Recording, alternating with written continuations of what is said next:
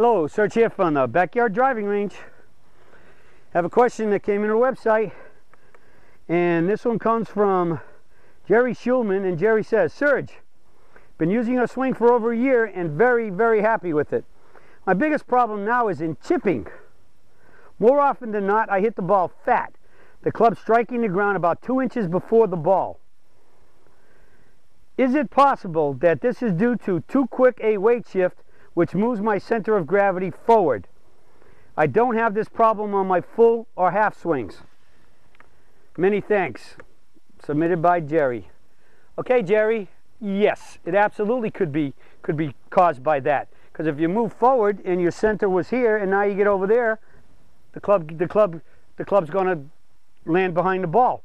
And there's some other issues too, so let's take a look at that. So first off, I want to claim that I want to probably try to clear up something. You said it could be caused by chipping, and then you talk about a weight shift. So I have a feeling that you're probably applying the term chipping to really pitching. All right, so I want to clarify, or at least say what I think the definition of chipping is, and therefore then the definition of pitching. All right, chipping is, say, up very close to the green. You have almost no amount of carry to reach the ball, for the ball to fly and land on the green. Very little. I would say in most cases, chipping could be maybe no more than 10 feet off the very front. Say if the fringe of the green, the fringe ends right here, and that's all green, all the way to the flag, and I got very little to go. So here I'd only have basically about 2.5, 3 feet. And I could probably go all the way back to here somewhere if it's a long enough chip, because our goal in chipping is limited height of the shot and limited carry, but to try to land it on the green, because that's where you get the most consistent bounce. And then after that, because the green is consistent, the ball should land and then scoot straight forward. So now with a chip, we're using a less lofted, you could lose a golf club anywhere from a sand wedge to maybe a 7-iron, and I've chipped with as high as a 4-iron. And don't let that stop you, because I've actually had tour players who didn't think you could ever chip with more than a 7-iron. In other words, not a 6, 5, or 4, but if I have a long enough chip, especially up a big double green, and I'm right off the edge, compared to standing here and having to whack a putt really hard, you get in there with a 6, 5, or even a 4-iron. If it's really long enough and the hill is, and that elevation in the green is high enough, you can just stand there and hit a chip, and the ball's going to go low, and it's going to run exactly like a putt. So you read it like a putt.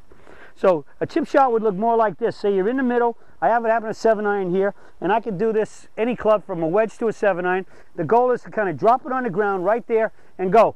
The key is it's kind of back and through. You don't ever really let the club pass the hands, especially not before impact.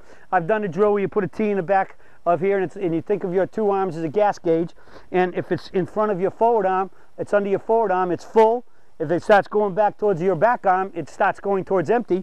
We always want to keep the club, the shaft under the forward arm, and that means it's staying on full.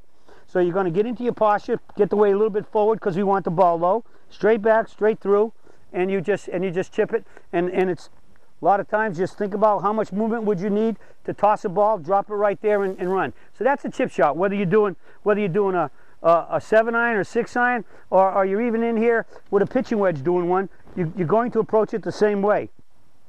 Same setup.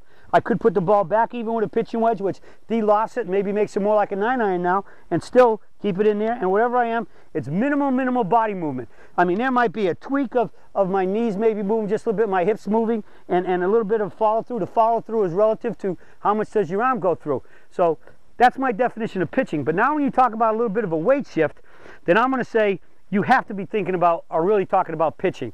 That's where we're farther back from the green.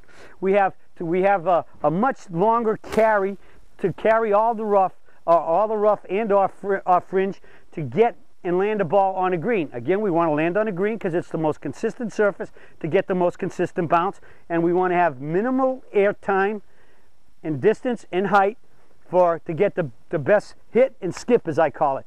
The higher you hit it, the more penetration value it has. If it penetrates into the green, and if it has a better chance of what? Hitting and possibly bouncing right or left, especially if the green's a shot, or still taking a lot off the ball, and it doesn't run out anywhere as much. So we want the ball coming in low and skipping, and we still chip the same way. We have to get in here, and as a pitch, we pitch the same way as a chip. You're going to get set up in here, and you can move the ball from back to about forward. Keep your weight a little bit more forward because we want to hit the ball the lower it can be. But if I'm far enough back there, maybe even 10 or 15 yards off the green and hitting a soft pitch in there, I will have a little bit of a swing that may end up having a little bit of transfer. But again, just like pitching a rock underhanded, you know, so to speak, throwing it underhanded. I mean, once you determine how far it's going to fly and then it's going to run from there, and you make that motion, you see that if I'm trying to right now I'm going to try to carry this to past the end of the net, and which from here will be at least 12 yards, and to carry that in the air and the height I want, look where my arm's going. Look where my release is going. Look at how much my body is moving compared to the other shot I made. So to come in here and hit that shot,